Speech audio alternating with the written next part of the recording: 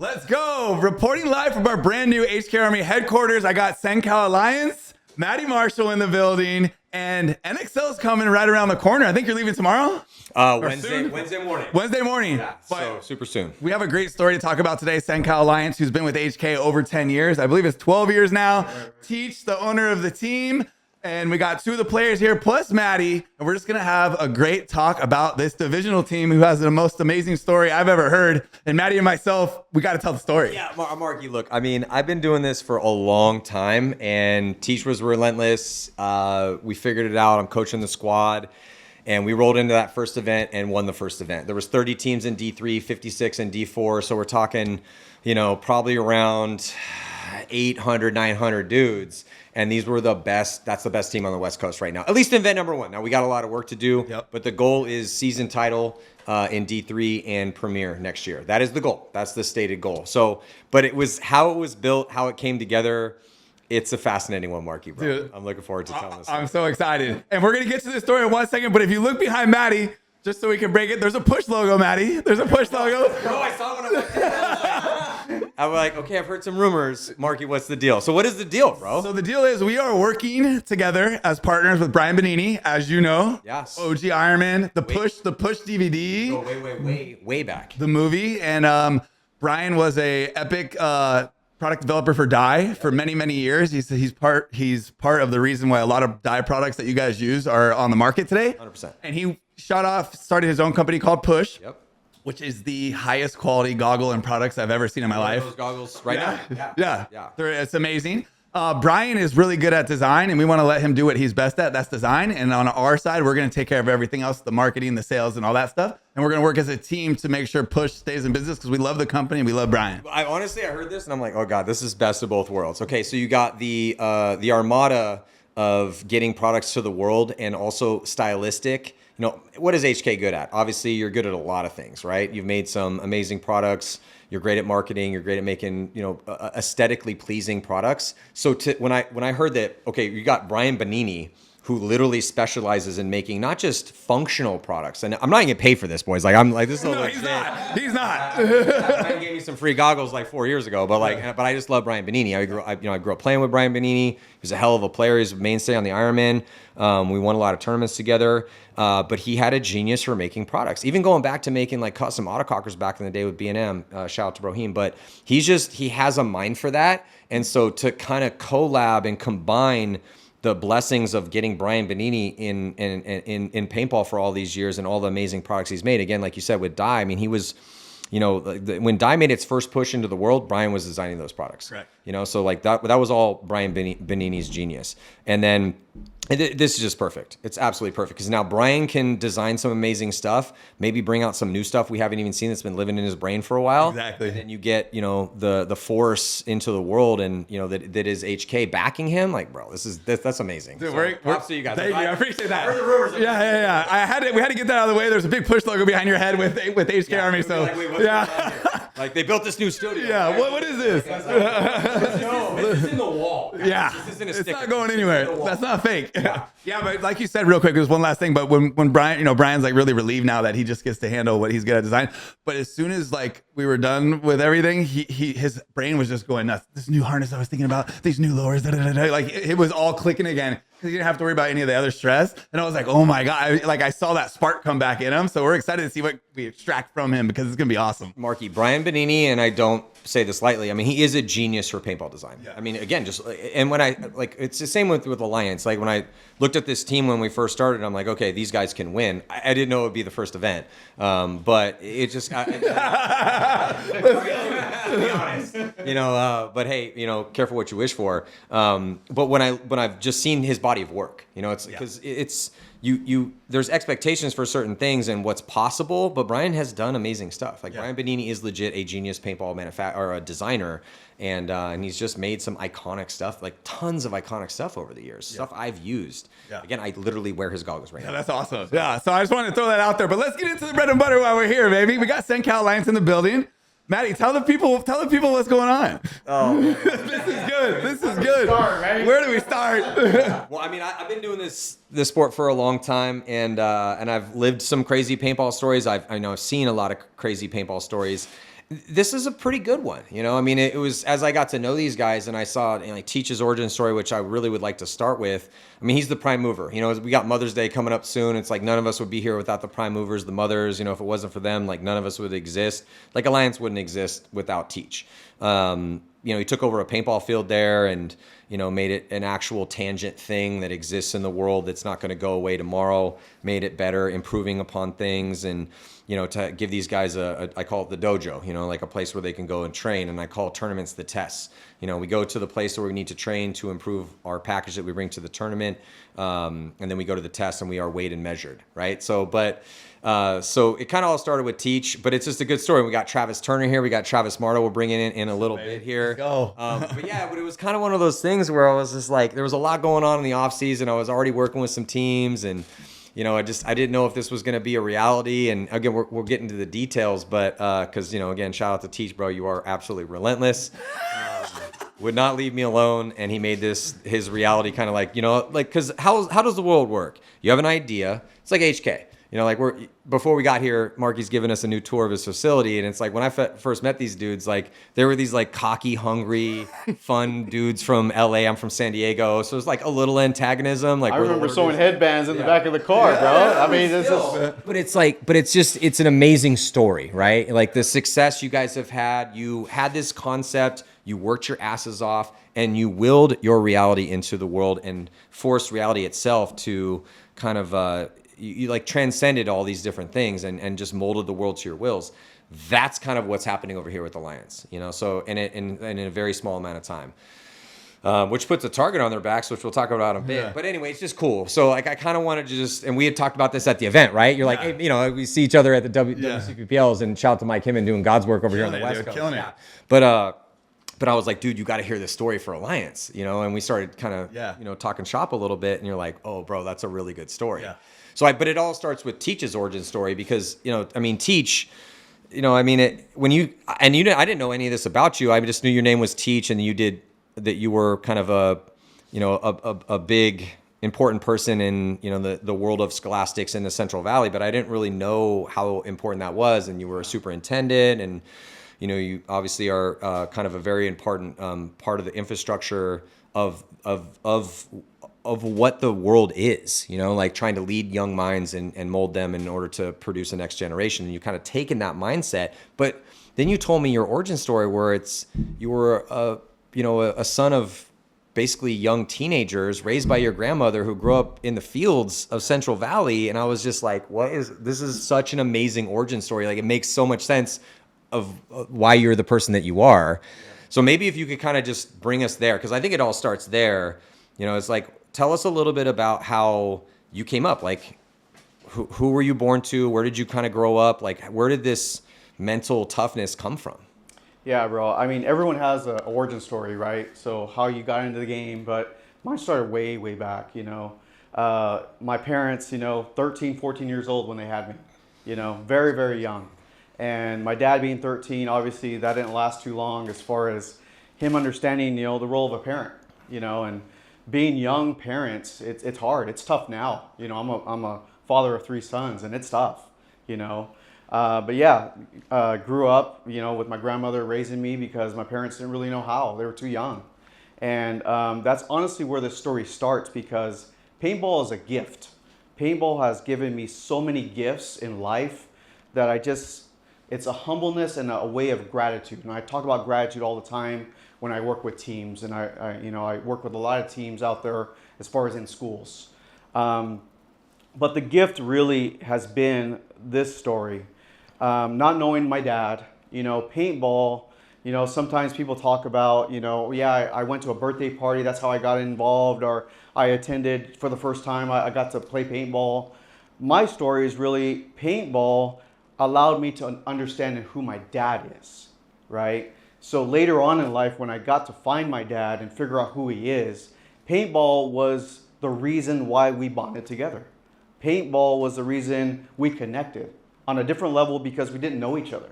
So I didn't know him since, birth really, until I was about 20, 21, Wow. That's great. And I was like, hey dad, let's connect. Me and my brother and my dad, every weekend would go out in Sacramento. Shout out to, all the fields out there. But I'd leave work Friday night. We go up to Vallejo when they had their indoor paintball facility at the fairgrounds. We play all night Friday night. Been at the fairgrounds. Yeah. We play all day Saturday at old Pollock's old field out in Sacramento. Yep. And then all day Sunday. And that was a way for us to learn who we are. And that was a way for us to connect. And all of that lost time really was able to allow us to kind of know each other. Yeah. You know, and fast forward, 20 years later, I'm able to really, every time I step on that field, it's a connection that I had with my dad. Yeah. So I'm able to do that now with my own son. And my son who plays, Jordan, he's a beast out in the field. He's 16 years old, trying to figure out this game. He loves it. He's an absolute savage out there. And every time I go out there, it reminds me how important the bond is with the father and son. Not everybody has that, right? And that's a gift. Yeah. That is a gift. But in your way out, I guess you had a unique talent at diving, apparently. Yeah. And then you told me your origin story. This was crazy. Remember, Marky, I was telling you? Yeah. Yeah. And so because you grew up kind of in the fields with your grandma. Yeah. Your grandma would bring you out in the fields of Central Valley, picking crops. And then, but you, there was like a pool and you saw these people doing dives. And so you and your sister, I think you said, would just kind of go out literally on the concrete and learn how to do kind of some sort of gymnastic abilities, just watching them do it. And then there was somebody kind of came in as almost like an angel, like, hey, you want to come do this? Tell me that story. Coach Bill McAllister, bro. So growing up in Madera, we didn't have a whole lot, making ends meet. My grandma worked, 2-3 jobs, and trying to raise us right. But, she would take us out and work in the fields all the time. Say, hey, this is the job that you're destined to do if you don't, do something in your life. So I learned at a very young age, like, this is not what I want to do, And, one summer, me and my sister, a gymnastics gym opened around the corner from us. We had no means to go pay for gymnastics. So we're sitting there peering in the windows like, what's going on in there, right? And there we see a bunch of kids doing back handsprings on the gym floor. And he's like, can we do that? Like, let's try to do that. So 100 degrees outside, blacktop, it's probably 150 on that blacktop, right? Me and my sister learning self-taught how to do back handsprings. That's insane. Bill McAllister walks out, who is the old, coach in that gym, comes out, sees us doing back handsprings on this blacktop, hands burnt red, and we're sitting there and he's like, hey, you guys want to come in? And me and my sister look at each other like, no, we really can't. Like, we can't afford it, No, it's no charge. Like, you guys, we'll take care of you. Like, come on in. I want to help you, And it was that part of saying, I want to help you, that honestly has kind of paved the way on how I outlook on things. Right? Dude, that's awesome, dude. Yeah. So, from there, I started diving at a very young age, and I was good at it because that's all I knew. I wanted to do better. So I went on, got a college scholarship, went and dove at UC Irvine, was an NC2A freshman diver of the year. And, I just made the most of what I had. And I was good at it because I was relentless about getting better. And that's what we do here. Like, It's never lost. It's never gone. Like, if you want to be good at something, you're going to go after it. And that's really what we're trying to do. Yeah. So with the, that's just such an amazing story, right? That's such an amazing story. I have one question. When he let you in that first time into the gym, did you just get to keep going on? Like, he saw you had some talent, something there, and they just sponsored you the whole way through? So his daughter... That's so sick, dude. That's insane. He had what he called back in the day a bouncing barn, which is basically a training facility because his daughter was actually an Olympian in the Olympics in diving. So he had coached not only his own kids, but former Olympians. This guy knew what he was doing, right? And he saw something in me and my sister to say, hey, these guys got something, And that's honestly what I see in others, I see these people have something. I don't know what it is, but they have something, right? Man. And it started way back. And that honestly has carried on to today, And I see a lot of different things in people. And people bring, I tell Travis all the time, paintball is one of those things that brings all walks of life. Yeah. Mm-hmm. and what they bring is a gift, you know, and sometimes we take gifts for granted, right? And we don't realize and take a step back and say, thank you. Thank you for being here. Thank you for being part of this. The gratitude, as you always say. Absolutely. Yeah. Absolutely. But that's been instilled in me from my grandmother, from Coach McAllister, from people that believed in me. Yeah. Right? So I'm trying to pay it forward, really. That's where it starts. It's just such an unbelievable story. Yeah, and then, you know, so because when Todd Martinez hit me, you know, me and Todd are boys, right? Of course. He's like, oh, you know, we touch and base all the time. How's Aftershock looking? How's whatever, all you know, we're always talking shop. Yeah. You know how it is. All the updates, yeah. In the industry, it's like, Yeah. hey, what's going on? Yeah. Everything. And he's like, we were talking coaching, and I was like, yeah, I might coach this team out of Bakersfield called Alliance. And he's like, oh yeah, teach. He's like, bro, that team wins. He's like, well, where are they at right now? I'm like, oh, they want to have a D3 team. That's the team I might be coaching. He's like, well, I don't know if they won in D3, but that team has the mentality. He's like, I know enough about that group. They have mentality to win, you know? Yeah. So I was like, okay, cool. It was, you know, you're always checking in when somebody hits you up and you're like, hey, do you know this guy? That's what I do. I call I call Ronnie. I'm calling everybody. What do you think about him? Yeah. You know, that sort of thing. Exactly. So they got vetted, so as far so teach, because you guys have won before, you know, so you guys have won in different divisions, and then so kind of maybe you could just take us in, because you know we could spend hours talking about the story because it is pretty intricate, but if we kind of just take us into 2025, like why did you decide to kind of go, I wouldn't say, you know, I don't know, go all in, but just be like, hey man, like we have because they have an army out there. They have a D3 team, a D4 team, a D5 team. Teachers build us field. They're booking it out with private groups. Not playing games anymore. Yeah. It's that serious now. Taking it super serious. So where did that come from? You know, I mean, why did you guys decide to do that? Like, why are you hitting me up in the off season to coach you guys? Why are you doing all these things? Yeah. So, you know, interesting enough, you know, we started the team in 2009. And I think when we partnered with HK, I think it was a few years later, because a lot of young divisional teams trying to figure out their way, right? Trying to figure out, like, what are we trying to do? Are we taking this serious? Is this a beer league? Is this, you know, just have fun on the weekend? You know, so we kind of like try to figure out earlier on.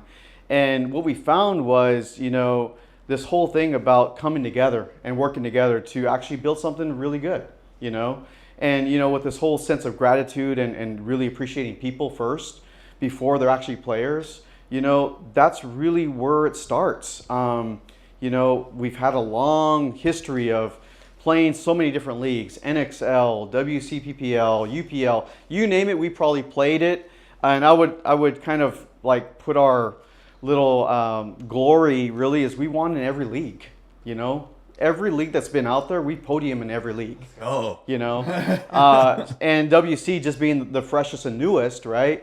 But we've won in WC before as well. So, you know, it just goes to show that if you put your mind to something, like it's really you're capable of doing anything, you know? So fast forward, you know, and moving a little back, you know, I can't say enough about the partnership that we've had, because this cannot happen alone. You know, HK Armory has been instrumental in really helping us, you know, because they have the same vision. Like they've had the same hard work ethic about growing up and doing the hard things, to be innovative, to be collaborative, to having a voice, you know. Marky, everybody in the HK Army just treated people like, I call it by people, right? That's just what it takes. That's just what it takes, you know.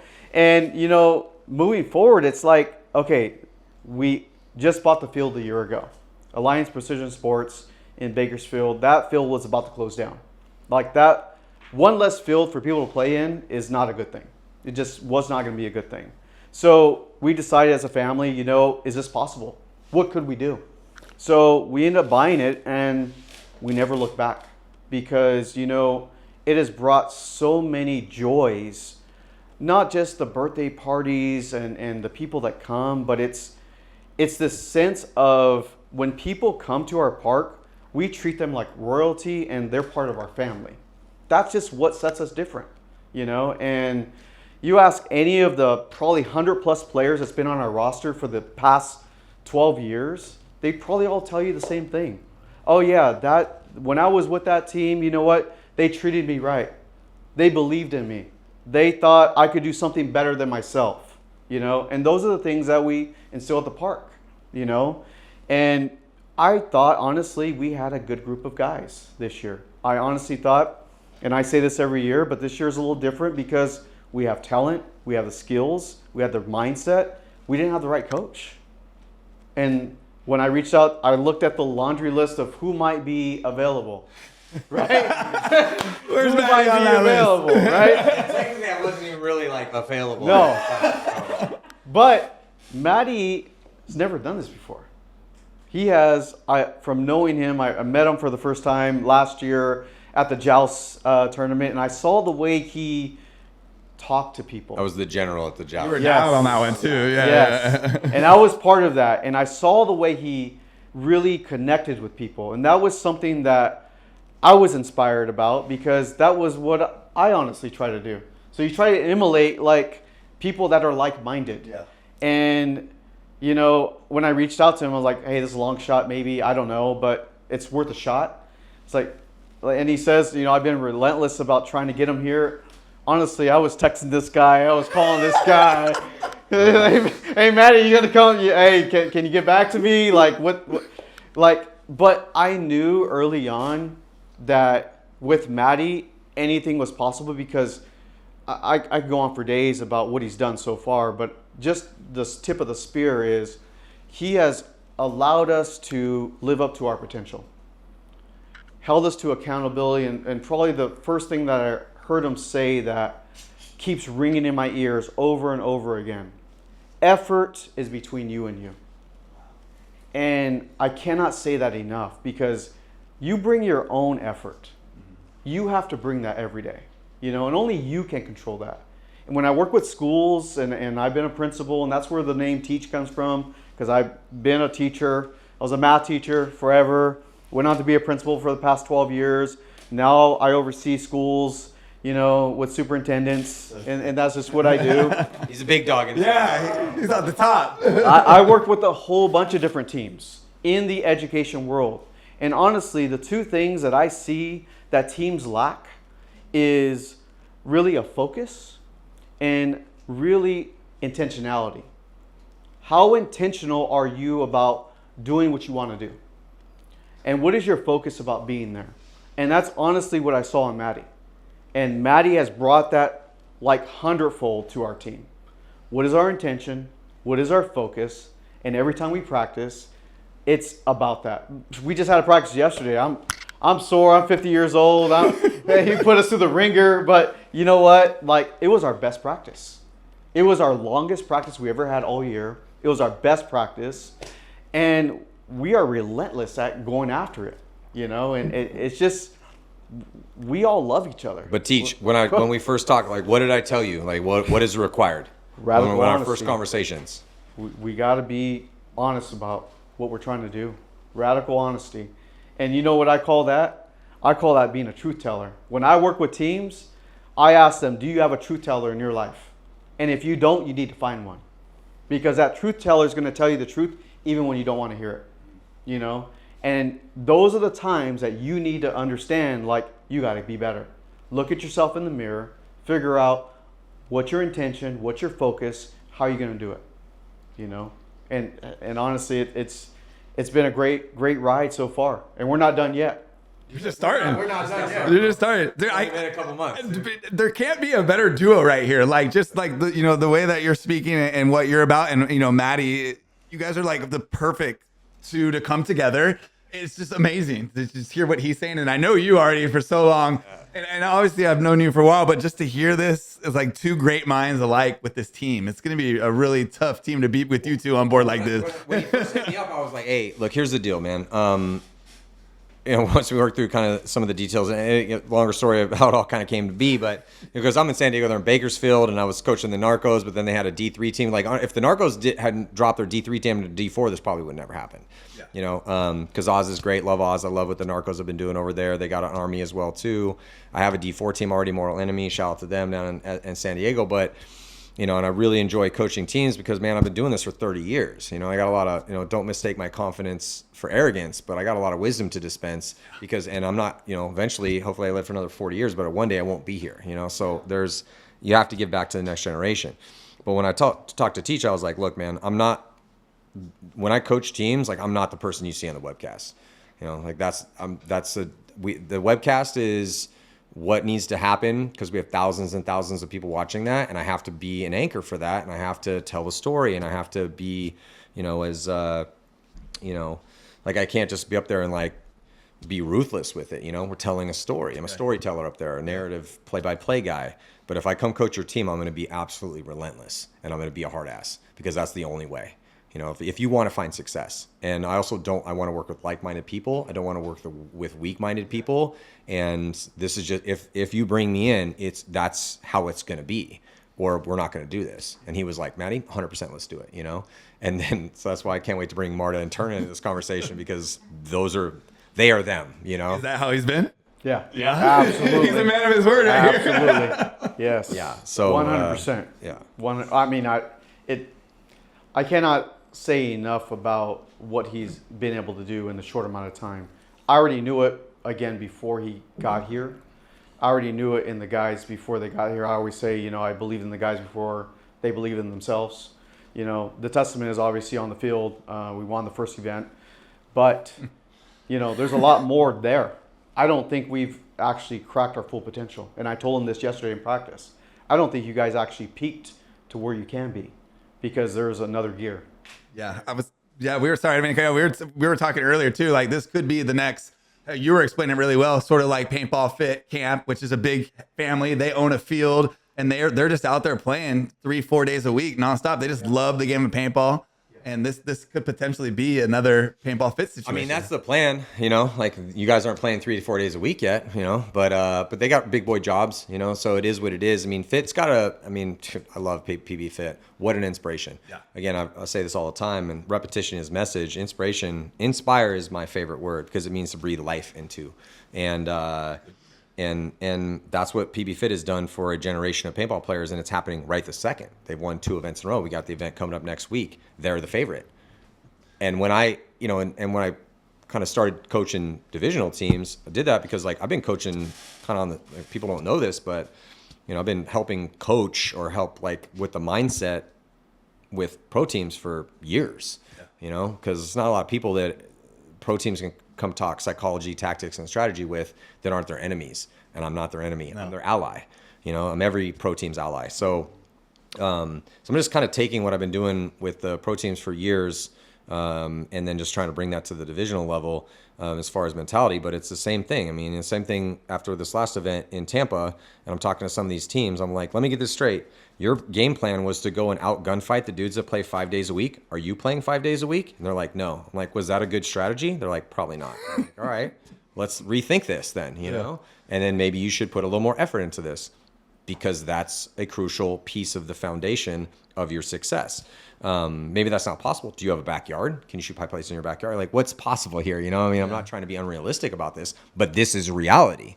Fit is the best team in the world. Why are they the best team in the world? When I started coaching these guys and I was like, okay, what are the 2 teams that you guys remember the most from 2024?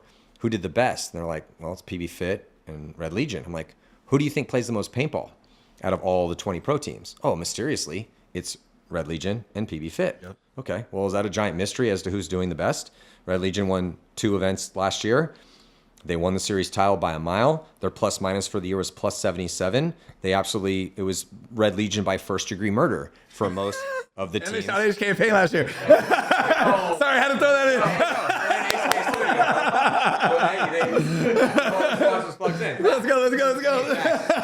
Just kidding. Yeah, but and then PB Fit, you know, so it's kind of the same thing. It's like, okay, and then my big thing with these guys, and again, looking forward to getting in some words from Marta and Turner. They're both Travises, so it's Travis Turner and Travis Marta.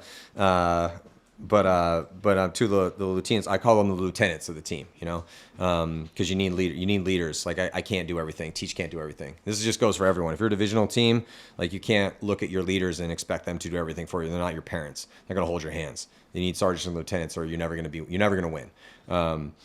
But and the big thing that I kind of tested everyone with at the outset of this, I'm like, is this a goal or is this a fantasy? You know, like, Marky, was it a goal or a fantasy for you to build a successful paintball company? It obviously was a goal. It was a goal. You know, and you did all the things required to eventually, and now we're sitting in this beautiful HK studio in this giant facility with a, you know, like semi trucks pulling up, moving product. God bless you, man. You know, you guys are a blessing to the game because you produce a bunch of amazing products that people love to consume. That's how this works. That's the American dream, you know, but that comes because it was a goal and you did all the things required to achieve a goal. A lot of years of that. A lot. And a lot of them weren't good, but we kept going. I say the same thing to these dudes all the time. Like, one of my, you know, they say, oh, Rome wasn't built in a day. And that's true. But I altered that saying because, like, yeah, Rome wasn't built in a day, but best believe they were putting fucking bricks in the wall every single day, you know? So, you know, because that's what is required. But I just felt I found a like-minded person in Teach, and he's got a perfect mind for, you know, to build a good paintball business. Obviously, he's super successful in regular life. So it just fit. It's like sometimes the universe brings puzzle pieces to you, even when it's confusing, and you're like, you know, oh wow, this one does fit together. Okay, cool. Maybe that's the piece that we needed here. Yeah. Yeah, Teach, man, mad respect for everything that you've done here. And again, such an inspiring story. You are literally living the American dream, you know. You got a beautiful family. And bro, and another thing about their field, it's like literally a family business. That's so sick. Mom's out there. That's so hosing sick. down. Everyone, Like, that's the best. When I'm over there, like, talking to the dudes, we're having our decompress after the tournament, look over, and like, Mom's out there hosing the bunkers off. I love it. You know, they got He's the back sun. here right here too for everyone. They're here. The whole family's here. Shout out to my son Sean, who runs the shop. He takes care of everything inside. You know, and Jordan, you know, my 16-year-old, you know, we were just talking about this yesterday. Like, put in the time, right, to dial in your shot. Well, who has the best shot in the field? Well, it's Jordan. Well, Jordan's out there running reps after school. 16 years old. That's so awesome. So, I mean, luckily for him, he has a field, you know, that his dad owns. I wish my dad had a field when I was 16. But look, it's a lot. I know people that's parents own a field and they don't go and take advantage of that situation. 100%. And I know you know who I'm talking about. It's like some people won't take advantage of that. So that says something about that right there. Yep, dude. Yeah, you can have all the things and not utilize them. I love my father. Didn't care much about paintball. I didn't get that blessing. And that's why I told you in the beginning, anytime I see a father-son combo, I always go up. And again, love my father. He was a great father. But, you know, I had to make my way in paintball completely by myself. You know, merit alone. And that's why, you know, and I tell these guys, I'm like, hey, man, this is a merit. Yeah, we can say family this, family that. But what this really is, it's a merit-based brotherhood. A merit-based brotherhood. You are here on your merit. And it's a brotherhood because it's all dudes. You know, like, hey, if a girl shows up and she shoots two dudes a point, man, you're playing. You know what I'm saying? Yeah, that don't matter. You're in. Do not care. That's facts. That's facts, right? It doesn't matter. But it's just that's what it is. Merit-based brotherhood. So it's just really cool. But before we let Teach go, Turner, I kind of wanted to touch base with you a little bit because you know, before we bring, you know, so again, we got Travis Marta in here. So this is Travis Turner, but you've been here a little bit, you know, like Marta kind of just came into the Alliance camp, but it's just a Bakersfield centered team. And, you know, I keep pressing you guys like, hey, do you want to build a legendary franchise out of the Central Valley? And Marky, as a Californian, my family's originally from that area. My great grandmother lived in Modesto. Yeah. My mom's actually from Long Beach, from here. That's why when he was naming all those fields from back in the day, you're like, yep, been there. Because, you know, I spent a lot of time with Rich, obviously, in Modesto, and my wife's from Fresno. I call Tyler Harmon's from there too. Yeah, he's Modesto. From so I've just grown to really love the Central Valley. So if anyone out here watching from anywhere else, like, yeah, people in California, they hear San Francisco, LA, San Diego, beaches, or the mountains, Tahoe, whatever. But like, a big part of this state is the Central Valley. It's massive. It grows a shit ton of our food. But I call it the Midwest of California. Good people from there, hardworking, hardcore people. When I go coach teams out of, like, when I showed up with Alliance, I'm like, hey, show of hands who played regular sports growing up. Everyone puts their hand up. You know, it's just gritty people come from there. I have a ton of respect for that. And real quick, wasn't Oliver, or not Oliver, Alex, and Ryan? Aren't they kind of that area? No, Where were they? They're more. So Oliver was actually born in Africa originally. His middle name's Cameron. Cameroon was where he was born. His first language was French, but then moved to the Bay Area. And then Yosh and Ryan grew up in Spashbowl, which is still kind of coastal. Okay. Northern. My bad. I didn't mean to collude the two. But yeah, I mean, Mike McLaughlin from, out of Davis, shout out to Davis Paintball. But I don't know. And Dave Baines in Sacramento. It's just, it's a little bit, it's like a harder core version of California. The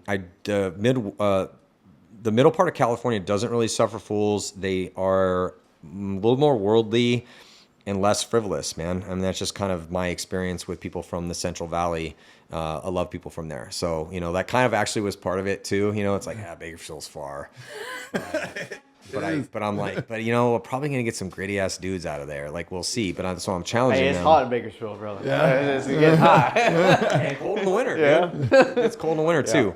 So Turner, like you've been with Teach for a little bit, right?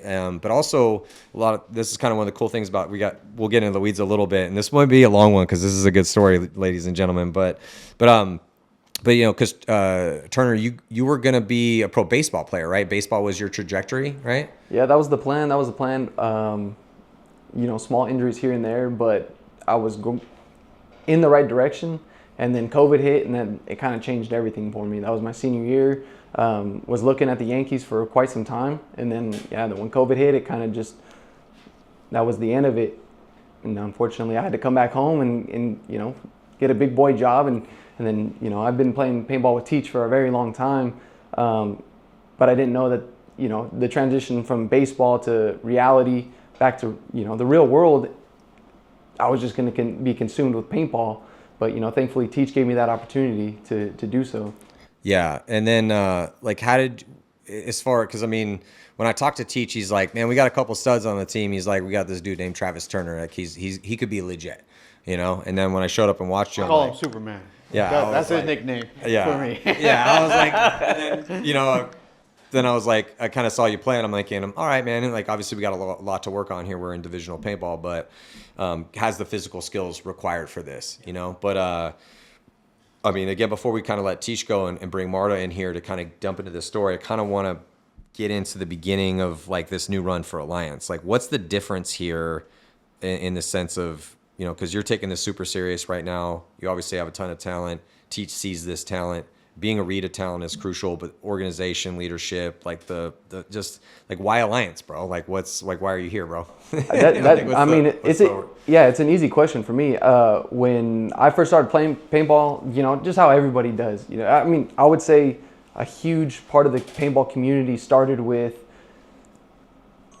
we were just out there having fun, and then it's like, but I couldn't afford to play paintball here and there. Paintball is expensive whenever you first start out. If you want to start playing, it's tough. And a little bit of my origin, we didn't have a lot of money to play paintball, and that wasn't something my parents were like, oh yeah, go ahead and go out and spend a ton of money on the weekend and this and that. So, we had these fundraisers we were supposed to have for school, and we just lost the coupon books, and we'd sell them. We'd sell them on the side so we'd have enough money to go play some paintball. I love that. Same with us. I didn't come from a lot of money, but I would be at that field whether I had paint or not, and sometimes if someone went to play and I grabbed a 500 bag to go play, I had to do what I had to do because I just love playing. So I like that. Sometimes we just gotta do what we gotta do, man. When we were walking in, you said something to Marky about, I started in a garage. It's like, it feels like a lot of people started in the garage, and really that's kind of how Alliance started. It started in the garage, and it was just an idea, and a couple people put it into fruition. And so when I started playing paintball, I was just fortunately to be a little athletic. It wasn't worth anything, but played a little bit, and then Teach reached out and was like, hey, you guys are just a bunch of kids playing. You want to come play with us? And he had a pretty good Division 4 team at the time, and he was like, come out and play with us. And we were like, great, we're going to play with the big dogs, we didn't know. And they stomped on us for quite some time, and I wasn't happy about it, let me tell you. And Teach was like, just keep coming out, man, keep coming out. And I was talking to some of my buddies, and I'm like, I think we're just targets. I really think we're just targets. Moving targets. Yeah, you know, and then Hey, somebody shoot at me.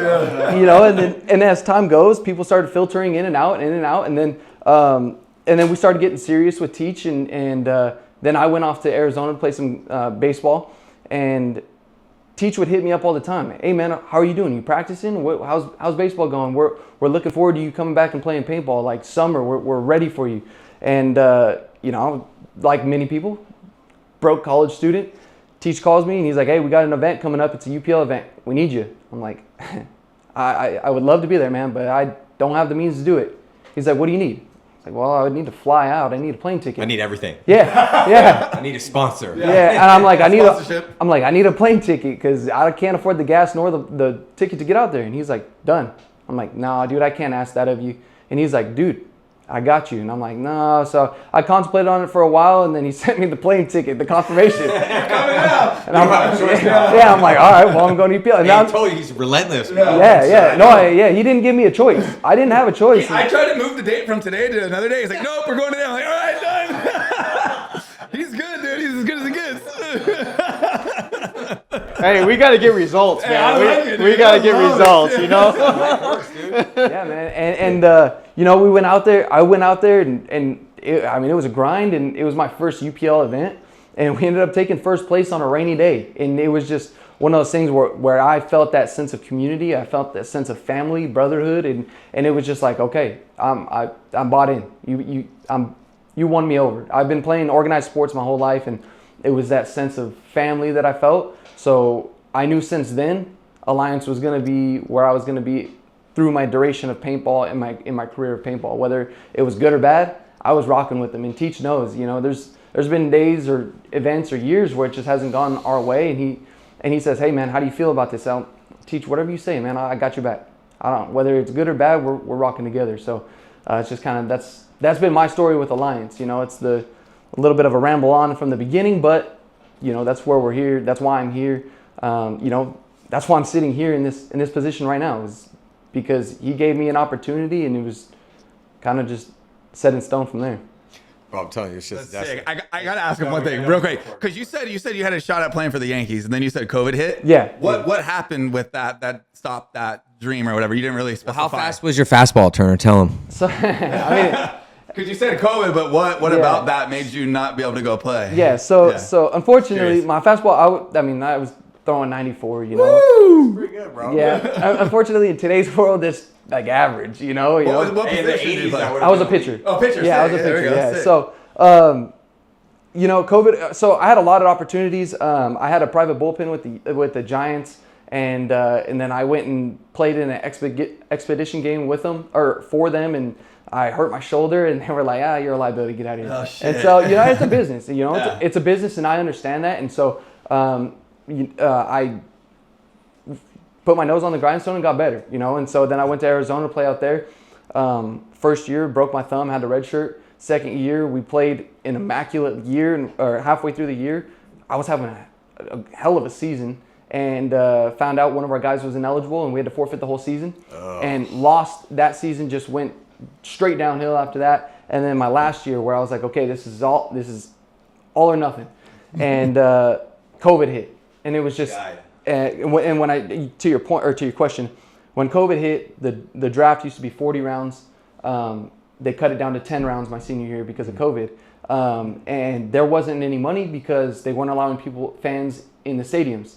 So then, you know, they told me, hey, makes sense. Yeah. and then they told me, hey, go play for an independent pro ball team. And I was like, yeah, hell yeah, I'm down. So I reached out to the pro ball team, and they were like, dude, we'll give you $400 a month. And I'm like, well, and you know, I'm grateful for the opportunity, but I know that when I call my lady at home and I'm like, hey, I'm getting $400 a month, she's gonna... She's shaking her head over there, All right, you're done. Yeah, baseball ain't it. Come back home. You know, I was gonna chase the dream, but I also know I wasn't gonna have a home to come to. Yeah, you go get a job, babe. Yeah. No? Okay, yeah. No, I know you have a job, but still, it's like, yeah, that's unrealistic. That's called an unrealistic ask right there. Yeah. Well, I mean, hey, man, if you got a dream, you chase it by all means. Yeah. And so, for me, it was unrealistic because I loved baseball. I really did. But it just wasn't. It wasn't enough for me to chase that. Yeah. You know, for you started in a garage, and it was a goal, and it didn't matter what you had or you didn't have, you were going to make it happen. Yeah. And so it's like you could have lost out really early on, and your life would be different. And it's like if I would have, you know, for someone that loves the game that much, loves the hustle that much, they'll make it happen. And it just, for me, I knew it was, I had too many signs going, and you know, it was just, for me, it was just, hey, this is it, you know. Still a good run, though. Yeah, really good run. I mean, you still went for it. Yeah. It's not like you just gave up on that. I mean, you went time and time again. Yeah. Every opportunity I had, I chased it. I had a lot of good people in my life that showed me a lot of good things, and you know, I learned a lot along the way too. So that's the biggest thing for me. But yeah, I mean, the opportunity was there, chasing it, and it just, I didn't know if it was my ability that was falling short, or if it was just the luck of the draw. And so, you know, that's just a little bit of it. Yeah. No, man, it's just, but it's one of those things when you're hoping when you get a paintball as a coach, you know, like you have to have dudes, and Turner, we kind of talked a little bit about this at lunch before we came over here offline, but is that paintball is, you know, because sometimes people get at me like, Matty, stop saying the gun's a great equalizer. I'm like, it fucking is, you know, like it's the great equalizer, okay? Like, I'm sorry for stating facts, but, you know, it doesn't really matter what shape or size. You could be 5'3", 6'5", 350 pounds, 150. It doesn't matter, dude. You know, like old, young. If you're good at this, like we said, if a female shows up and she's 2 bodies a point, like she's playing, man. Yeah. Like we don't care. We don't care where you're from, what you look like, or how old. You can't even be 50. Hey, for sure though, because like when he first hit me up and I was like, yeah, Teach, I'll come train your team out, and Marta will jump in here in a second, was like, hey, Matty's probably trying us out too, like for sure. But when I rolled up, I was, you know, like. After he told me, he's like, oh yeah, you're our general at the joust. I'm like, okay, I remember. But I'm like, okay, this dude's 50. Like, how good can he be, right? And then he shows up, and it's actually really good. That's awesome. I'm not just saying that. Like, he was legitimately pretty good, dude. And I was like, okay, Teach can still play. Even though, as we talked about, you definitely need to start developing some sort of hot yoga practice. For sure. You got to stretch absolutely, yeah. A little stiff. Yeah, I definitely need some stretching. Yeah, bro. Hey, just because your son's 16, bro. Yeah, bro. You want to play with him when he's 20, right? In my mind, I'm 16, though. That's right? In my mind, I'm 26. I'm 21, baby. Teach, I'm here for radical honesty. You are not 26 anymore. You're not. You're 50. That's true. I know. You gotta stretch them. Yeah. We got to set him up for hot yoga tonight immediately. For sure. I'm telling you, because you're still good, bro. Like, but once you get to the spot, you're good. But we gotta get you to the spot, and then I mean, you know. I want to see some film on you. I want to see how you're playing. I did win the one-on-one though. He did. I did win a one-on-one. So we did have a one-on-one little championship at the end, and like one of our studs from the first event, one of the big reasons we won, Cliff. Shout out to Cliff. He's a beast, dude. Badass snake player. So kind of we did this one-on-one little mini tournament, and it came down to Cliff and Teach. Cliff beats him in the first one. They're both gassed. And so I was like... I was more gassed than he was. He's half my age, bro. Yeah, he's literally... he's less than... more than half your age. Yeah. I think he's going to be 28 in a couple days. So... Anyway, so we get to it, and I looked at him, I'm like, Teach, you want to give him the win? Or I said it was going to be best 2 out of 3. And at first, it looked like he was going to do it, and Cliff looked like a little smoke, too. You know, he's like, kind of breathing hard. I was this close, bro. And he was like, you know what? Make him earn it. And then Teach wins the next 2. Yeah. Let's go, baby. So he can still play the game. That is awesome. Yeah. I want to ask you one more thing before we swap out everyone, because you've played, you know, like college baseball and like this competitive level. What's the difference from like the coaching in baseball? Like, is there a lot of similarities with like Mattty coming in now and with Cen Cal, or is it different? No, I mean, essentially it's the same, and it's kind of it's more of a rapport thing, you know, where a coach comes in and tells you their plan, and they stick to it just as the players do. You know, I mean, it's you got a leader, and then someone who builds respect, and then gives you that, what Matty says, radical honesty, and then you continue to mesh with that type of leadership, and so then it radiates through the team. So, but more so directed towards your question, there's not, in my opinion, much of a difference. there's different coaching styles on all levels. You know what I mean? So it's like you could be the best NFL coach and he could be a laid back guy. You know, and then you pair him to the next best NFL coach and he's in your face. You know what I mean? So it just depends. We talked about it a little bit earlier. It's reading the people that are around you because everybody has a different personality. And so coaching and leading is all about developing yourself around those personalities so you can get the most juice out of them. Exactly. I feel like Matty rolls at a very high level for that too. So I was like seeing you because you've dealt with higher level coaching. To me, Matty is on that level. You know what I mean? So I was seeing where your head was with that. That's what I was getting at. So Matty and I talked about this about a little bit yesterday at practice. So I was actually talking about football at the time because they were really hard-nosed dudes where it's like, I mean, they were tough. It was, if you get hurt, it's kind of, you don't say anything. You get up and you act like it didn't happen. Because he played football in high school. Yeah. Oh yeah. Sorry. Yeah, I didn't specify, but yeah, that was football. So, but then I went to junior college baseball. I went to they say it's a small school for high school. And I was all right. You know, I was one of those guys where I came out and it's like, oh, if someone has an opportunity to go somewhere, it might be Turner. And so, I came out with a chip on my shoulder and I went to junior college and I think it was the first game I shoved. I did great. I mean, it was phenomenal. Second game, I shouldn't have been on a baseball field. It was, and sports, bro. And let me tell you though, when I walked off, I blamed somebody else. I didn't blame myself. And my coach, we got back at like midnight and he walked me out into center field and he just told me that I was nobody. And he told me, he was like, I don't even know why you're here. And he's like, you blaming somebody else, you're not even worth my time. And then I didn't play for 2 weeks. And then after 2 weeks, he came up to me. He's like, "Do you learn your lesson?" I was like, "Coach, I'm ready to play, and I'm nobody. And now it's time for me to make a name, So, and then that year, I ended up getting all conference as a pitcher, and it was a cool story. But where I'm going with this is that guy was a hard-nosed dude. And then I went to Arizona, and the coach was kind of like, "Hey, man, you guys are going to compete against each other, and that's how you're going to get better." Great coach. He coached a lot of professional baseball players. He has a great rap sheet. But his style was just completely different. And it was like, it wasn't necessarily my style because I was used to the hard nose. But it's like, that's where tying it all together, Matty does a great job where he's hard nosed. He can also be that guy where it's like, hey, if I need to step back for a second, I will let you learn this. And then we move from here. But, so it's all essentially the same. No, I hear you. Yeah. You got to get a read on guys, man. Like some dudes need a hard-nosed coach and some dudes need a psychologist. Yeah. So, but you have to kind of see that. I mean, obviously, for me, like working through playing and having to deal with different types of personalities over the years, that's how I learned that lesson. It's like, and then as when you first start out, like you're the young kid trying to make it, and then you make it. It's like, all right, well, how do we do this? And then you start learning certain types of like levers, right? It's like dealing with different types of personalities, and then you become a leader. And then you have to try to, because, and it's even, talking to the Rainey's and the Spickas and the Corey Halls and the Ryan Greenspans, whatever, all the guys that coach in the WCPPL, that play pro. Alex Goldman. Alex Goldman. We joke. It's like you're 50% psychologist, 20% tactician, and 25 strategist tactician, to complete the 100%.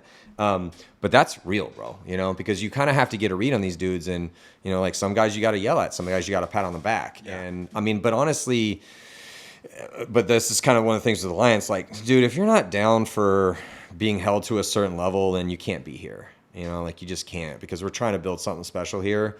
Obviously worked out in a short amount of time for D3, but that D3 is not the plan. Like we'll see. Again, we're putting a big target on our backs by trying to talk about this sort of stuff. Yeah. It's like, careful what you wish for.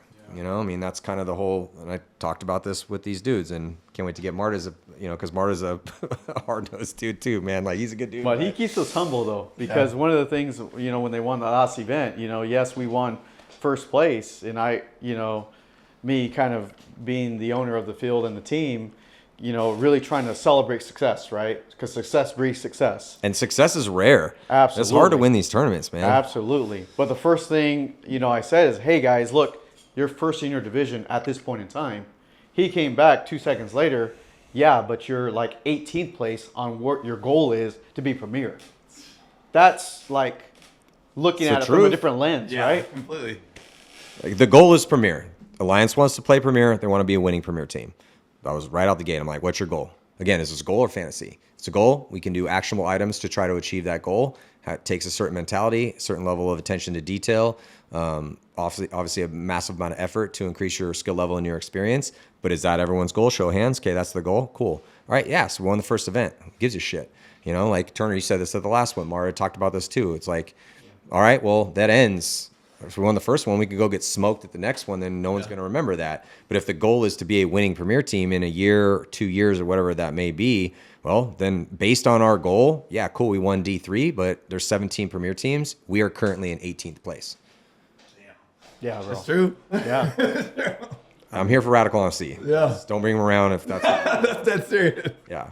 So, but yeah, but that's what it takes, man. You know, it's like, what are we doing here? You know, like we're not running a paintball club, man. We had, and this is something I learned back in the day with the Ironman and Excessive, and you know, lots of stories there. But you know, if you want to be the best in the world at something, you really can't mince many words, and you have to get directly to the point. And because we don't have a lot of time to do this. You know, I'm 47 now. My body's not able to do it at the level that these dudes can do it at anymore. I mean, Teach is still getting it done at 50. Yeah, how's he doing it now?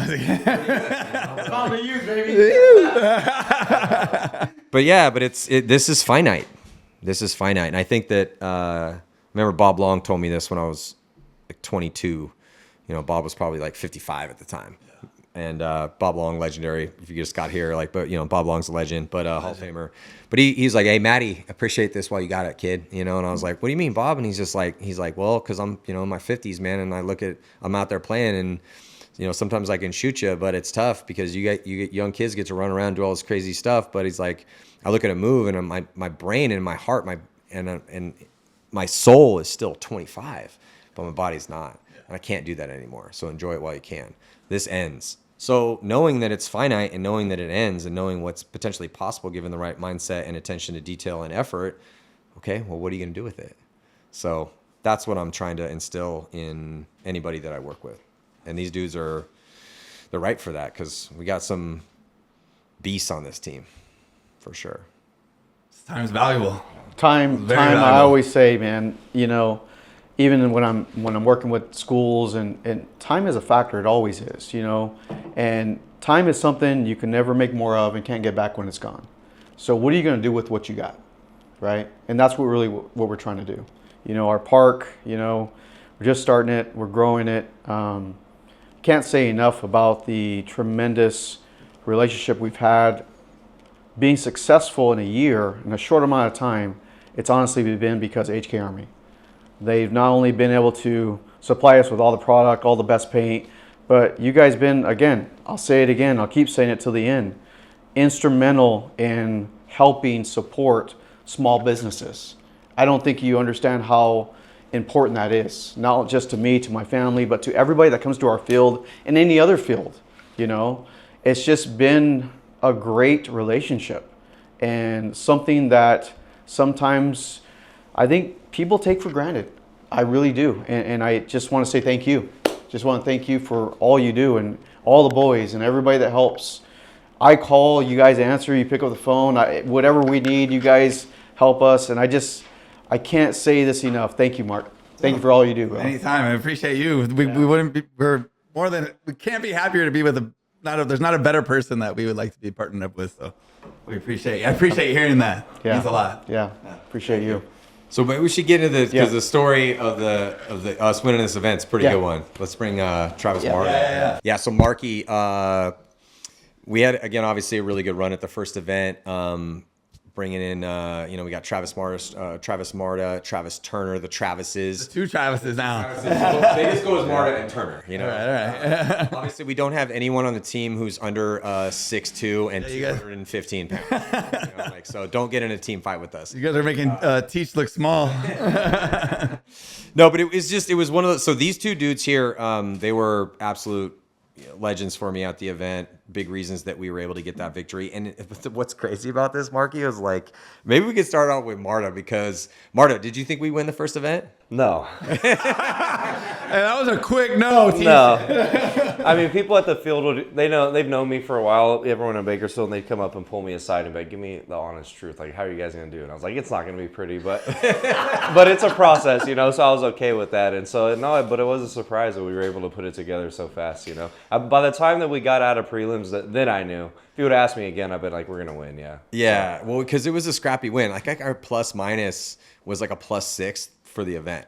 You know, so it was a battle the whole time. Yeah. And we barely made it on from the prelims into Sunday, and then just had an awesome Sunday. And we had a pretty deep roster, but we basically ran with 5 guys because it's my mandate as the coach to not destroy these guys' dreams, to feed into egos and just give dudes playing time. If you want to build a winning program, like, again, this is a merit-based brotherhood, so we are only putting our best foot forward at all times, and that has nothing to do with your name, or it's just basically you got to ride the hot hand at all times. We go to practice, see what we're working with, and again, I didn't have a ton of time to work with these dudes, and then maybe Turner, we could throw it to the unfortunate cataclysm that we had in practice, because Marky, the weekend before, and remember we talked about this offline, you know, and I was like, bro, we got to tell this Alliance story. Like, honestly, like, I've been doing this forever. Like, if we had a camera crew following this team around before this event, it would have been must-watch TV, bro. Because, like, we might have to do this for the next one now. Practices were brutal. Like, we got absolutely just demolished by our D4 squad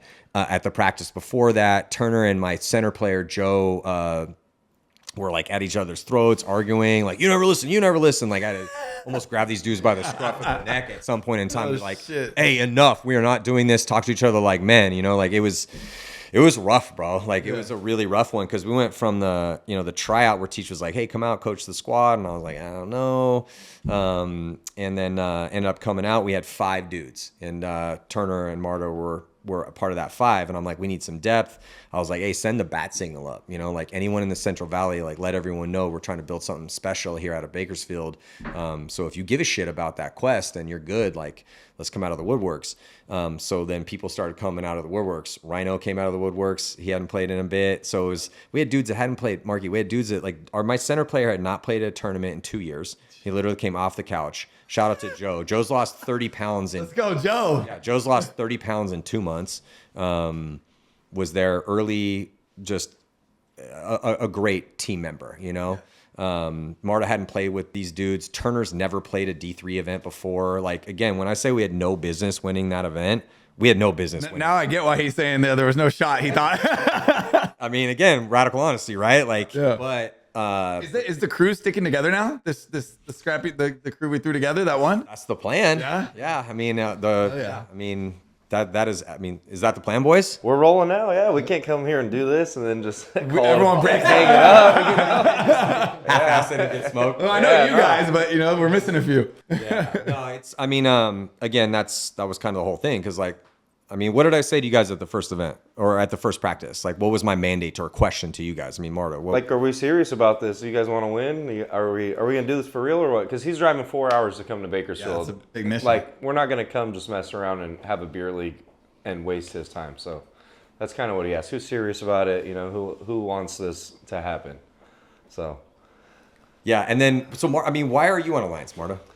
So at the end of last year, like, I was bouncing around LA teams, you know, and in the off season, my only goal was I want to play with Rhino, which is a guy on our starting 5. I was like, he's my friend, known him since I was 10 years old. You know, I want to play with him, and where we go from there, like, who knows? So we were just started making phone calls to LA teams, you know, like we do every time you're looking for a team. You know, that's where paintball is located, mostly in California, is Los Angeles. So, but then we got the idea. We're like, we've never played for this local team. Like, why don't we just give it a shot? We didn't know about you. We didn't know about a D3 team. I didn't know anything. Like, it wasn't like they reached out to me. I reached out to Teach. I was like, hey, like, can we come play? Maybe? Or can we talk about it? You know? And he's like, there's a tryout on January, whatever. He's like, I'll just come. So I was like, all right, I'll just show up, you know? And Ryan couldn't even come. I was like, I'll go, you know, kind of scope it out and let you know what I want to do. And then Matty Marshall's there, and I'm like, hey, this is kind of cool, you know? Never met this guy. So, yeah, and then it just went from there. I was like, and then I heard the goals from everyone, and I was like, yeah, well, that sounds cool to me, you know? So sounds like something I'm interested in. So I didn't know any of that when I texted Teach. I was just like, I had texted a bunch of people to try to figure out where are we playing next year, you know? And so he was just one of them on the list, and I ended up liking it. Like, yeah, this, sounds like something I want to do. Yeah, and then because again, every team needs leaders, and both Turner and Marta kind of have like, look, this is just life, man. Like some people have a natural swagger to them, some people have a natural ability to, through the force of their wills and their abilities and their skills, kind of have people want to be around those dudes. These are those guys, So and that was one of the reasons that obviously the leadership ability to teach. Saw Turner and Marta, and we got a couple other dudes. Joe and Alonzo were great too. And I was like, all right, man, like we could build something here. Like this is possible. Like, what's the stated goal, right? All right, you guys, because Teach is saying, all right, what division do you think we can play? I'm like, we could definitely play D3. And then because Marta wanted to go Premier, he's like, Right out the gate. I wanted to, yeah. Let's go. Yeah. I said I know we'll get wrecked, but it's how you learn, man. So I was down to do it, but yeah. But I was like, okay, we could build from here, but we need some depth because at some point in time it's gonna be 105 degrees out, so we can't just have 5 dudes. Yeah, we need someone to swap out. And it was a work in progress because for me my mandate was, all right, we got to win because I'm not gonna mess around with teams that don't want to win and people that don't have the right mindset.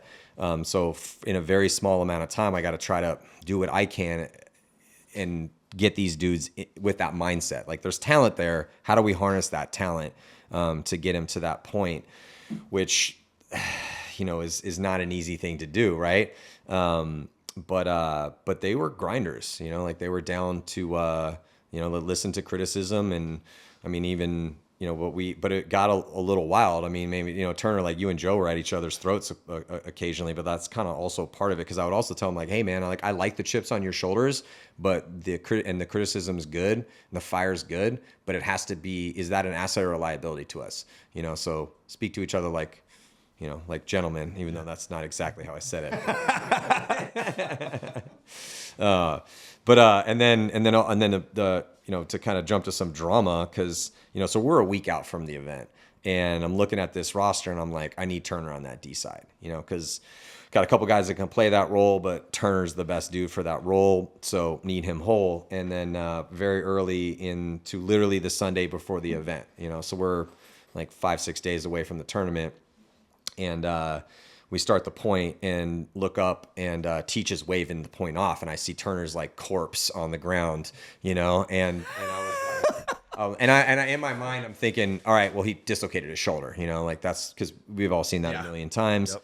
So I got this electronic whistle, I blow the point dead, and we walk over there, and as I'm walking up, I'm like, in my head, it's going through. I'm like, okay, well, has he dislocated his shoulder before? Can he put it back in? Do we have to put it back in? Like, is he going to be good for the tournament? We need Turner, and then I roll up on him and it's just like still unconscious, What? And so I'm like, oh, this isn't a shoulder. This is bad. So what was going on in your head?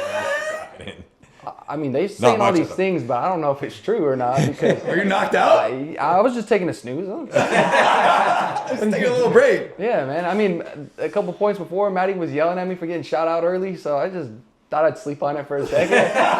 Not think about it, but no. I mean, I was just running. I remember trying to dive into the Dorito 2, and I woke up and I can hear Maddie and Teach being serious, like asking me if I was okay, and I can hear guys in the background making fun of me, and so I'm like, okay, I'm definitely asleep, so I don't know. So then I opened my eyes and it was just like, okay, I was on the ground, what happened?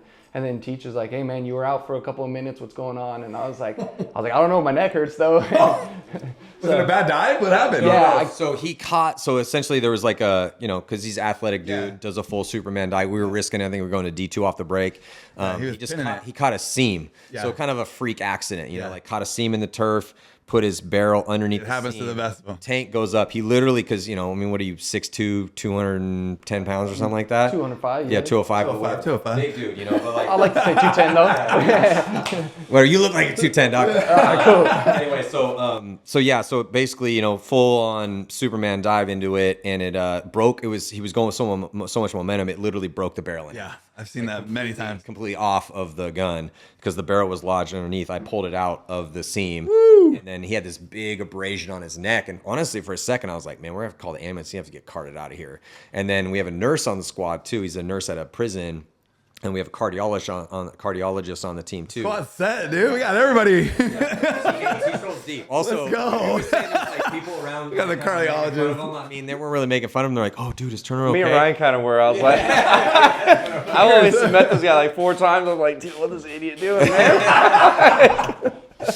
Yeah, and so Bro, he'll be all right. They were all deep with the Lance because I had a D5 team, a D4 team, Yeah. so there's like 30 something dudes out there, right? Yeah. And so I was like, "Hey, back up, give him some space." And then I guess you had said, you're like, "I think my jaw's broken." And Colin, our nurse, who's on our D3 line, he's like, "No, your jaw's not broken, or you wouldn't be talking." But you thought you were saying that to yourself in your head. Yeah, because I just woke up, my eyes had just opened, and I thought I still wasn't fully aware, and I'm sitting there and I'm thinking to myself, my jaw hurts a lot, maybe it's broken. And then that's when Colin goes, "No, you're not. Your jaw's not broken. You're talking." And I sat there and I was like, "Wait a minute, I'm talking?" I was like, "What's going on here?" And then someone was like, "Can you move your arms?" And I'm sitting there like in my head, I'm like thinking no, and then my arms are moving. And they're like, "Yeah, you're good." And I was like, "All right, I guess I'm good." Wow. Yeah. And you're thinking what? This is the week before the tournament? This is the Sunday before the Sunday before. Sunday before the Jeez. tournament. So I'm thinking like, great, we're down Turner. Fuck.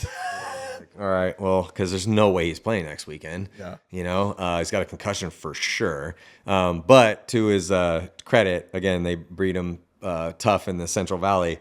So when we're like, "All right, let's help him up," and he's like, "Get off me, get off me. Mama didn't raise no bitch." Let's go. And then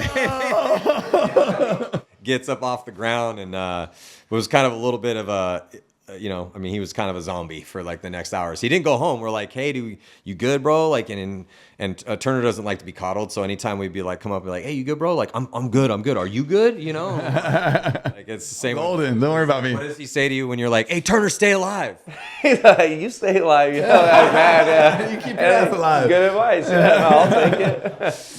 Yeah, That's so awesome. but I was a little worried about him legit because he had to drive home because he lives 2 hours from the field, right? So because he was there, I give him credit, like literally didn't stayed, like we geared down, I wasn't gonna have him play anymore. Kept coming up like, "Hey brother, are you good? You all right, Travis?" Like, and he's like, "Yeah, I'm fine. Are you fine?" Like the whole time. And then so we stayed the whole day, and then we drove home. I was like worried about him crashing his car on the way home because he's for sure concussed, and I'm like, "Hey man, be careful on the drive home. Like call someone or pull over or like whatever you need." He's like, "Matty, I'm gonna be fine, dude." And then so I hit up Teach. I'm like, "There's no way Turner's playing next weekend. Like I hope he does, but I just can't see that happening. How is that gonna happen, bro?" Like he literally knocked himself unconscious. He was unconscious for multiple minutes. And then like kind of hung out like a zombie for the rest of the day. And we'd have these team meetings because it was a bad day, bro. Like we were getting smoked by our D4 team. Dudes were arguing. Like it was a disaster. You were coming into that tournament not looking so hot. No, it was a disastrous last practice. But I told him a story. I was like, because this happened to us on the Ironman one time where we rolled in to play Bob Long's Ironman before a Chicago event, and we were just getting murdered. It was terrible. Like we couldn't win a point or a game, as we used to call them back in the day, whatever. It was bad. So bad. And like half the squad was like, "Well, no, let's stop playing today. Like, what are we doing? This isn't even productive." And most of us, well, at least the more tough-minded guys were like, "What? No." We're like, "No, hell no, bro. We're finishing the day out. Even if these dudes smoke us every single game, we're gonna finish the day out. Maybe we win the tournament next weekend. Let's take our licks like men, and just finish the day." So sure enough, we finished the day. Bob Long's Ironman smoked us the rest of the day, and then we roll up in Chicago and win the tournament. Hell yeah. So You never know. you never know. Yeah. So yeah, it was rough. Yeah, I mean, I don't know. Maybe Marty, you could talk a little bit about that because we were just getting worked by our D4 team. Yeah, I don't know. Like usually if you get a group of D3 guys together, even if they don't know each other, don't play with each other, probably going to still be pretty good. And we were not good. I don't know what it was. I mean, he's the coach. You tell me why we sucked, but it was bad. I was telling you why we sucked. I mean, yeah, I know. It was bad. Yeah, no, it was bad. So Come on, Matty. I was like, we're trying out here. He's telling me, hey, to help out with everyone else. I'm like, man, I suck. He sucks. We all suck. I don't know what to do. So, yeah, I It was thought like, it was "Stop gonna dying carry on your on. milkers. You're not talking." Like what? I was like losing my mind. But like, again, when the pressure came on at the tournament, everything he had told us over the last couple of weeks, everyone finally decided to start doing it, and it worked out great. So it did. It came together just at the right time, thankfully. So well, and we rolled up, we walked the field, tried to get as many people. It's tough with divisional guys. Everyone's got real life stuff going on, but this is kind of what's possible. It's like when you, again, so there's 56 D4 teams. Like the WCPPL is an important tournament series. Hinman is doing God's work out here. It's tough, Premier And Texas. Yeah, and in Texas, yeah, for sure. It's difficult to win these events. It's really, really hard to win these events. So you got 500 something dudes in D4. You got 280 to 300 something dudes in D3, And as it stands, at least here at the first event, like they won D3. You know, again, with a terrible practice, just put the team together. Some dudes hadn't played an event in 2 years. Turner's never played D3 before. Martyr's never played with these dudes. That's what's possible. Insane. There you go. Yeah, it's a great paintball story. It's awesome. You know, and I'm glad you guys came to tell it, and it's only going to get better from here. You guys are going to start gelling more, and with Matty's assistance, with you guys and this good family and everyone, and having the field, it's. I can totally see you guys playing Premier in a couple years of grinding and everything. It's totally possible. next year, hopefully. Yeah. Right? That's what you guys want to do? That's the goal. But again, it just kind of comes down to you have to kind of set a mandate, right? And if you can't live up to that, then you can't play on this team. You know, like if that's our goal, you know, again, if we don't want to mess around and we have a certain goals that need to be achieved, then you got to throw that out to everyone and get them to buy in and make them understand what's possible. Again, this is possible. Like you can go win these tournaments, ladies and gentlemen. You know, like you can do it. These guys just live that. You proved it. But it was just fun. It was like fun to watch though, Marky. Like again, having watched a million paintball tournaments, to just see how gritty these dudes were. Because like you said, they're built different. He gets knocked out and wakes up and said, "I'm good." So then Turner, Teach hits me up. He's like, Turner says he's good to go for the event. I was like, we'll see. You know. Yeah. I mean, I don't know about that. But he showed up. He played every single point. I don't think did you sit at all? Maybe 1 point? No, I didn't sit. I don't think you said There was at one all. where I thought you were going to try to make me sit because I had a conference call right before and I was sitting there on a conference call, and you're like, "Dude, are you working?" And I was like, "I'm sorry, man. I gotta be on." Gotta pay the bills, man. Right. Yeah. I was like, "Dude, I'm sorry." And so I thought you were gonna be It's like, like "All right." 15 minutes before the next game. And I'm like, "Are you working right now?" Because, hey, bro, it's a divisional paintball. I get it. We're not paying you to be here. But are you on a call right now? Fuck, okay. All right, dude. He's like, "Don't worry. I'll be fine. I'll be fine." Turner's always like, "I'll be fine. I'll be fine. I'll be fine. I'll be fine." I feel like Turner could have no arm and be like, He's good. bleeding out. Be like, "Just put a tourniquet on it. I'll be fine." If you don't look at it, you won't see the problem. For real. But we had a rough go of it in the prelims. It was just kind of one of those just scrappy performances, man. You know, I mean, I wanted to get to the bench a decent amount because there is parity. You know, we have depth and there is parity there, and wanted to get some dudes some spins, but we're back against the wall pretty much the entire time, kind of on the precipice of getting knocked out of the tournament. In fact, there's really no reason we should have made it.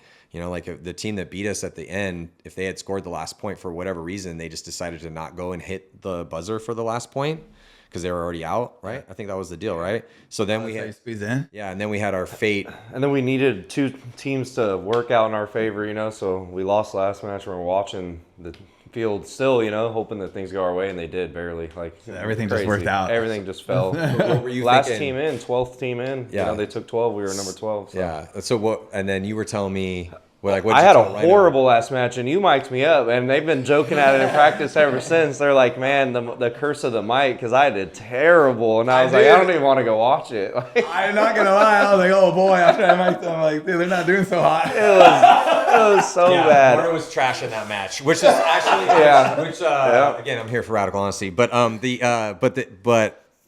what's funny though is that at the Major League Paintball events, like typically we throw a mic on someone, they almost always play amazing. Yeah. So that's what when I saw the mic, I'm like, "Oh, Marta's gonna crush it here." That's what he told me. He's like, "You're the one idiot to suck with a microphone on." I was like, "Oh well." But So fucking funny. yeah, but he stuck with me when we made the cut, and I told him like if I get a chance to reset, like they're gonna wish they would have knocked us out, you know. Yeah. And then that's what happened, you know. So. Yeah, and then it was just a kind of gritty, kind of blow for blow battle for the most part on Sunday, and we just, you know, you got to take it one game at a time. But it was just, I don't know, man. I mean, honestly, again, on paper, we had no business winning that event with all the things that we just discussed with dudes that hadn't played in a while, dudes that hadn't played together, guys that had never played that division. But that's just what's possible because we don't play the tournaments on paper. You know, if we go back a couple seasons, like Fit's not supposed to win. You know, Dynasty's not supposed to win with dudes at 40. Yeah. You know, like it's just Crazy. You know, certain things happen because people will them to happen, and that's the cool thing about this game because the gun is the great equalizer. And it's a famous General Mattis, and I tell these dudes on every team I work with it. And it's saying is that the most important place on the battlefield is the 6 inches in between your ears. You know, so it's just. But that's what I love about this game because it can, if you are gritty and you are skilled and you don't even have to be experienced because like Turner's not experienced at this level. He's never played D3 before, but he willed that into be his reality. Even getting concussed the weekend before, Marta's never played with these dudes. and I'm forcing him to step up and be a leader, which he did. And it was just one of those paintball stories where it's like, okay, guys, like, and this is why I told you, I'm like, Marky, we got to tell the story. It was epic. I'm so glad you guys came and told all this. What's possible, ladies and gentlemen. Like, this is what you can do. This is amazing. I think once we get this out and everything, everyone's gonna just fall in love with this squad, dude, and the owners, all you guys. It's gonna be awesome. Yeah, I just really, because again, like, it was a bit lawless at the practices as far as like, because when you have new guys coming together and you have a bunch of alphas, a bunch of alpha personalities, like all trying to make it work, and they're getting shot, and this is happening in practice, and it, there was multiple times when I had to kind of step in and be like, all right, enough. Like, this is unproductive. We need to move forward from this because we're burning daylight here, and we need to focus on our goals. And this is not helping. This is a liability, not an asset. So, that was just. But I mean, that's kind of when I touch base with you guys as far as just, again, for like lessons to people out there. Because I mean, divisional guys are going to watch this and want to do this too. Like, everyone wants to win. Like, why the hell are we playing paintball? Like, yeah, sure, there's a place for you. If you want to show up, crush beers in the parking lot, like, there's a place for you. Yeah. But you're not going to win. No.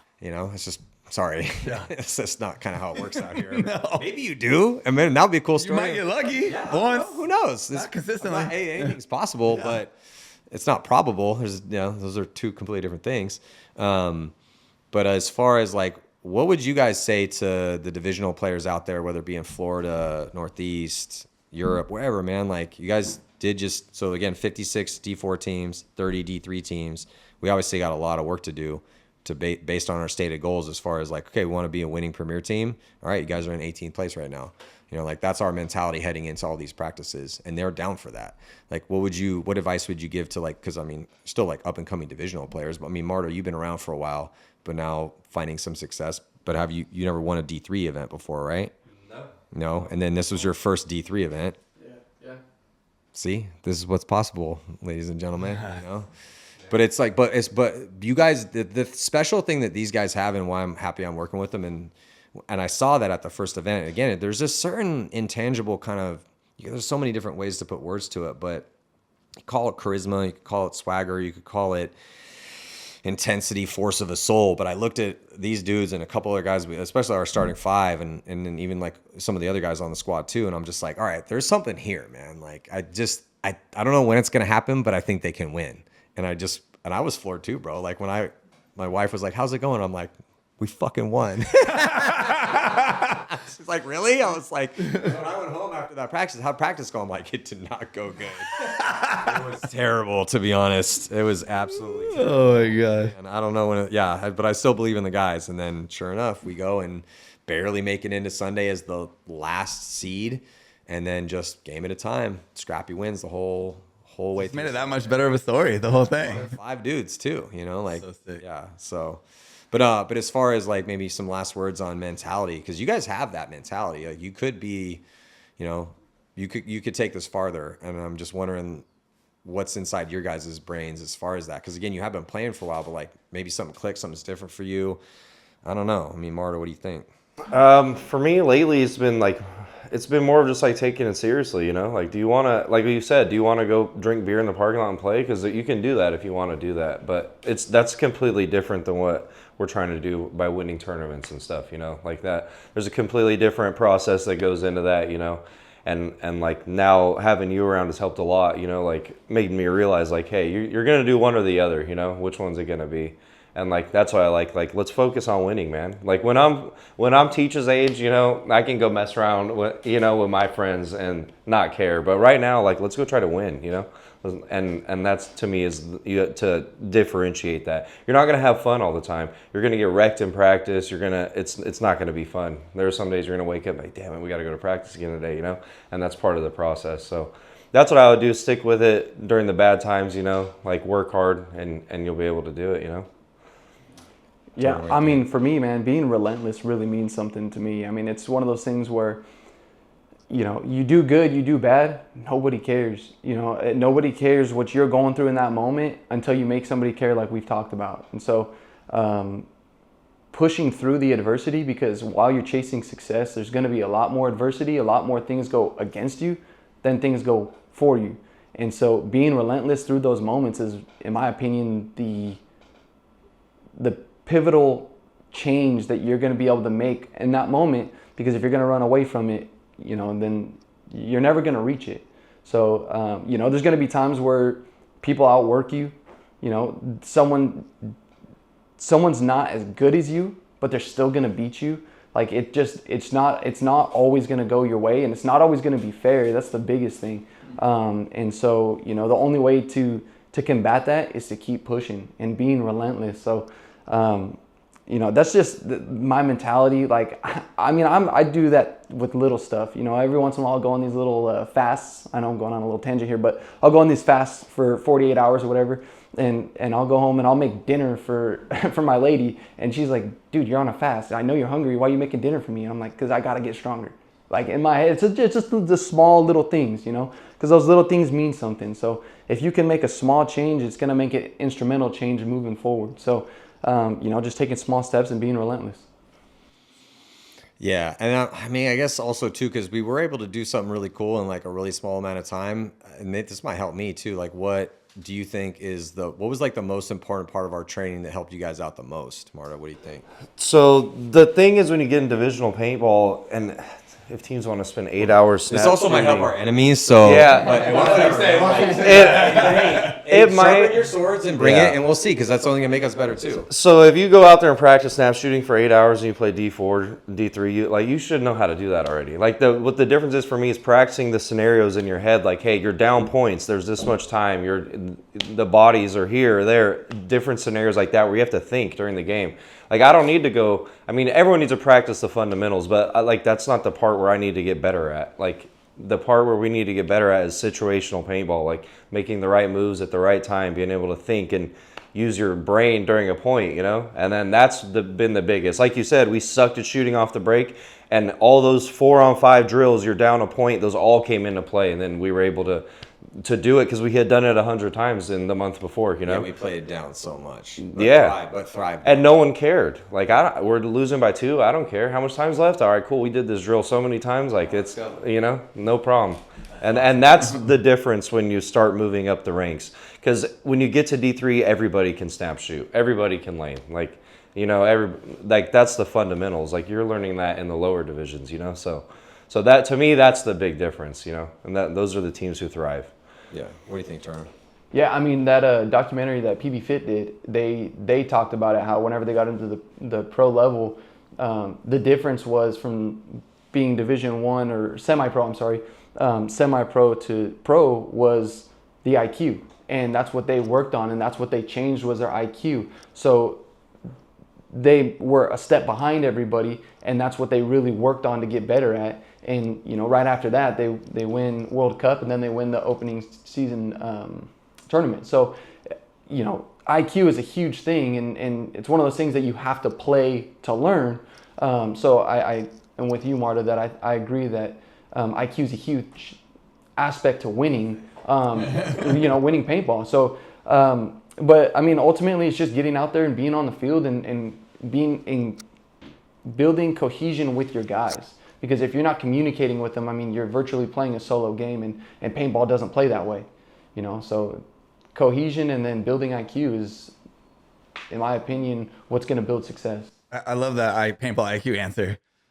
Just like Dynasty, they're 40 plus years old now. They're not 21 anymore. They're still out there, and they're still doing really damn good. And their team gets ripped apart, but that core is still there. And that core has the best paintball IQ out there. They might not be moving as fast. They might not be as young as they were. They might not be as flexible like Teach, but these guys have the best paintball IQ. And it's great having Maddie here, because as you guys mess up, he can tell you what you're doing wrong and build that IQ for you guys. So it's like the ultimate combo right here. Dude, I'm happy with these guys, man. Again, the fact that, it's just, we shouldn't have won that tournament, bro. Well, we did. So again, the games are not played on paper. And the fact that we were able to go into this event with dudes that, Marta had basically not really ever played with these guys, just got on the team. First D3 event for Turner. Joe hadn't played an event in 2 months. And, we still have a bunch of skills that we need to work on to improve on, but we still won. I think they can play Premier. I think they can win at that level. I think that that's totally possible. So, if that puts a target on our back, so be it. Let's get it, boys. You know, I mean, again, careful what you wish for, right? If you want to be the best team, then people are going to start to understand that and they're going to give you your best game. Let's see how good you guys can be, you know, like that's why you guys brought me in, man. So, you know, like targets on our back. Good. You know, had a rough practice before the event. All right, good. You know, Turner knocked himself out. Good. But still, he's all right. though, you know? Yeah. So I don't know. I just I'm proud of these guys, man. Like it's so rare to kind of have this sort of thing happen. So Marky, I do appreciate your time. Thank you guys, the whole Cen Cal camp, for coming down here. Teach, Maddie, all you guys. You guys are doing something special.